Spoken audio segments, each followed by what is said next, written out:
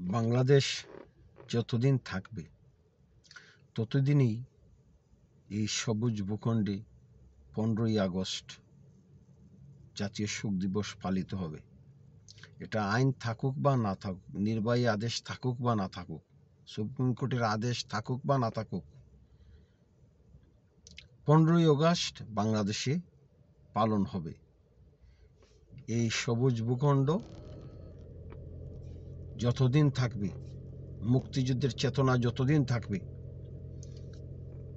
15ই August আমরা পালন করব।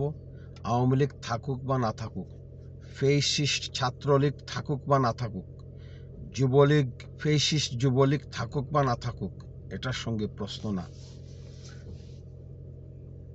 যারা 15ই আগস্টকে নিয়ে প্রশ্ন তুলতেছেন এই দিনটিকে পালন না করার জন্য, আপনাদের স্পর্ধা দেখে মর্মাহত হয়েছি। মনে হয়েছে কোটা আন্দোলনের মতো আবার মাঠে নেমে পড়ি বঙ্গবন্ধুর মান মর্যাদা রক্ষার জন্য।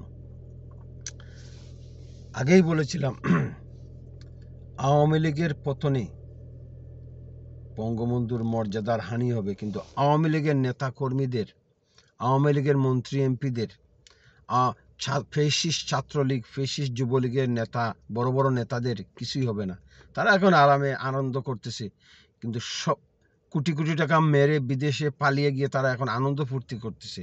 তো সবচেয়ে বেশি অপমানিত হচ্ছেন এই ফেসিস্ট আওয়ামী লীগের পরাজয়ে জাতির জনক বঙ্গবন্ধু শেখ মুজিবুর রহমান। এটা কোনোভাবেই মেনে নিতে পারছি না।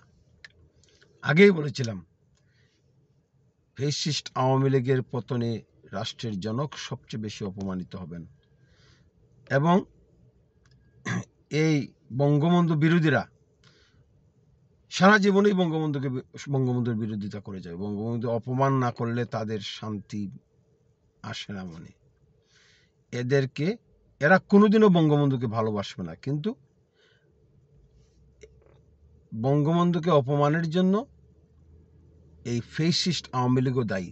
ফেসিস্ট আওয়ামী লীগের উপর মানুষ খুব বেশি ক্ষিপ্ত, তাই তারা হিতাহিত জ্ঞান বলে গিয়ে রাষ্ট্রের জনকের ভাস্কর্য ভেঙেছে। যে বাড়ি থেকে স্বাধীনতার ডাক এসেছিল সেই বাড়ি তারা জ্বালিয়ে দিয়েছে। আশা করি তত্ত্বাবধায়ক সরকার এর তদন্ত করবেন, কারা বঙ্গবন্ধুর বাড়ি জ্বালিয়েছে, এবং বঙ্গবন্ধুর ভাস্কর্যকে রেস্টোর করতেই হবে।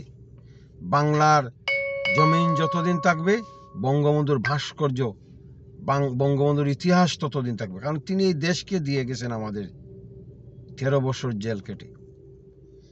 আসুন আমরা সবাই মিলে জাতীয় শোক দিবস পালনের আওয়াজ তুলি।